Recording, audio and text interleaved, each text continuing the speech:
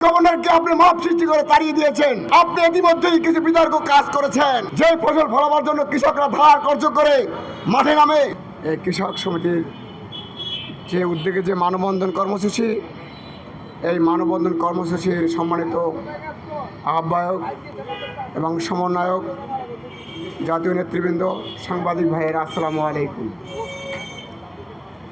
আজকে বাংলাদেশ খুবই ক্রান্তিলগ্ন একটি সময় পার করেছে। আপনারা জানেন এই দেশ বিগত সময় একটা ফ্যাসিস্ট সরকারের আমলা পার করেছি। সেই ফ্যাসিস্টকে দূরীকরণের মধ্য দিয়ে আমরা চেয়েছিলাম একটা সাফল্য, কিন্তু আমরা দেখলাম কি আর একটা ফ্যাসিস্ট এসে আমাদের ঘাড়ে পড়ল, আর একটা দুর্নীতিবাজ উপদেষ্টারা আমাদের ঘাড়ে এসে পড়ল। তারা লক্ষ লক্ষ হাজার হাজার কোটি টাকা দুর্নীতি করে চলে গেল। প্রিয় দেশবাসী, আজকে বাংলাদেশের রাষ্ট্র কাঠামোর দুইটা মূল কাঠামো, একটা হলো কর্মকর্তা কর্মচারী উপরস্থ, আরটা হলো শ্রমিক এবং কৃষক। এই শ্রমিক এবং কৃষকরা ফসল উৎপাদন করে, কলকারখানা পরিচালনা করে, শ্রমিক হিসেবে কাজ করে। অন্যদিকে এইটার ব্যবস্থাপনা করে কর্মকর্তা কর্মচারী। দুঃখের বিষয় যে কৃষি মন্ত্রণালয় যে বাজেট হয়, সেই বাজেটের সম্পূর্ণ টাকা, প্রায় টাকাই তারা চুরি করে নিয়ে যায়। কারা? ওই কর্মকর্তা কর্মচারী, যারা মন্ত্রী থাকেন, যারা সংশ্লিষ্ট এমপি থাকেন, সংশ্লিষ্ট কর্মকর্তা থাকেন, তারা চুরি করে নিয়ে যায়। আমার কথা হলো, যে বাজেট হয় সেই বাজেটের অর্থ কৃষক শ্রমিকদের জন্য সেটা ব্যয় করতে হবে। এ জায়গায় কোনো সিন্ডিকেট চলবে না। কিন্তু দেখলাম কি, আমরা স্বাধীনতার পর থেকে যে আন্দোলন করে আসছি কৃষক নিয়ে, শ্রমিক নিয়ে, কিন্তু আজও সেই বাজেটের টাকাটা পরিপূর্ণভাবে বিলিবন্টন হয়নি। হয়তো 20%, 30% বিলিবন্টন হয়, আর বাকি টাকা উপরে ভাগবট হয়ে যায়। আজকে দেখেন, বিশ্বের ইতিহাসে বাংলাদেশ একটা চমৎকার দেশ, উন্নয়নমুখী দেশ, একটা কৃষি প্রধান দেশ। সেই কৃষি প্রধান দেশে কৃষকদের জন্য যে বাজেট হয়, সেই বাজেটের টাকা যায় কোথায়? 70% টাকা ভাগ বন্টন হয়ে যায় ওই কৃষি মন্ত্রণালয়, ওই কৃষি দপ্তরে, বিভিন্ন দপ্তরে ভাগ বন্টন হয়ে যায়।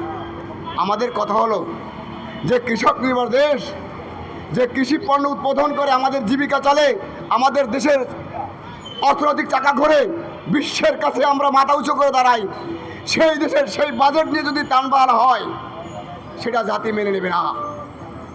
আমরা 17 বছর আটকা ছিলাম একটা শাসকের কাছে। আপনারা জানেন কিভাবে তাদেরকে বিদায় করা হয়েছে। এদেশের জনগণ যদি ঐক্যবদ্ধ হয়, বাংলাদেশ তথা বিশ্বের ইতিহাসে দেখেছে এদেশের জনগণ কত ভয়ঙ্কর।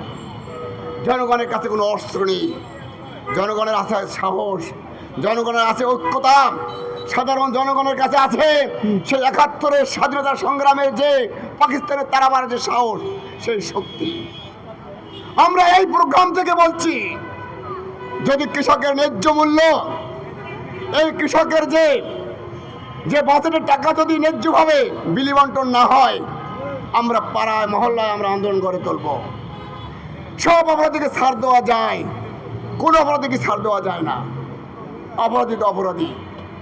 আজকে কৃষি প্রধান দেশ হিসাবে প্রধানই হলো আমাদের সার। আমরা দেখেছি সেই সার কেলেঙ্কারিতে বিগত বছরও যা জড়িত ছিলেন, সেই সিন্ডিকেট এখনও আছে। এই সারটা বাজেট হয় কৃষকদের জন্য, কিন্তু সেই সারটা সিন্ডিকেট করে কতিপয় স্বার্থন্বেষী লোক, অপরাধী লোক, রাষ্ট্র কাঠামোতে জড়িত অপরাধী লোক, তারা এই সিন্ডিকেট করে কৃষকের কাছে সেই সার পৌঁছানো যায় না। যদি সার পৌঁছানি না হয়, কৃষকরা কীভাবে ফসল ফলাবে? যে ফসল ফলাবার জন্য কৃষকরা ধার কর্জ করে মাঠে নামে, রোদে পুড়ে, বৃষ্টিতে ভিজে, কিন্তু সেই ফসল তারা ফলন পাচ্ছে না, কারণ তারা যথাসময় সার পাচ্ছে না। আজকে আমাদের কৃষক নেতা ভাই দীর্ঘ জীবন আন্দোলন করে যাচ্ছে এই কৃষকের পক্ষে। কতিপয় নেতারাও কৃষকের পক্ষে আন্দোলন করছে, তথাকথিত তারা স্বার্থান্বেষী নেতা। আমি বলতে চাই, আমাদের জন্য যে বাজেট, সেই বাজেটের সম্পূর্ণ বাজেট আমাদের কৃষিখাতে ব্যয় করতে হবে, কোনো দুর্নীতি চলবে না। প্রিয় দেশবাসী, আজকে বাংলাদেশের নবগঠিত মন্ত্রী পরিষদের সম্মানিত প্রধানমন্ত্রী হয়েছেন তারেক রহমান। আমি তারেক রহমান দৃষ্টি আকর্ষণ করে বলছি, আপনি ইতিমধ্যেই কিছু বিতর্ক কাজ করেছেন, সেটা আমাদের দৃষ্টিগোচর হয়েছে। এমন কোনো বিতর্ক কাজ করবেন না যে বিগত আমল সরকার করে তারা পালাতে হয়েছে।